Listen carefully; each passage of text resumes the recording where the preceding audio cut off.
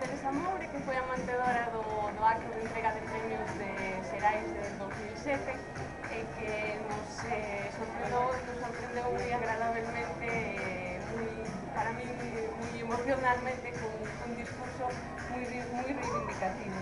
Entón, eu quería preguntarche un par de cousas. Por un lado, falase moito últimamente dentro do sistema literario galego sobre a profesionalización dos escritores, das escritoras, é algo que se reivindica para o sistema. Ti reivindicabas hoxe a profesionalización dos leitores, precisamente, en algún momento do discurso. Bueno, non sei se tanto como a profesionalización dos lectores.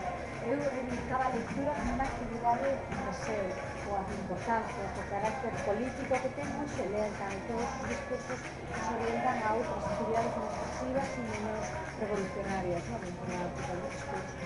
Mas a mí tampouco me gustan os escritores que se profesionalizan ou a profesionalización da figura do escritor. É muito distinto.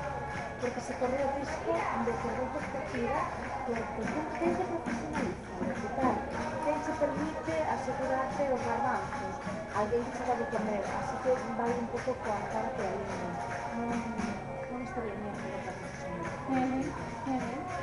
E outra cousa, falabas da cultura con K.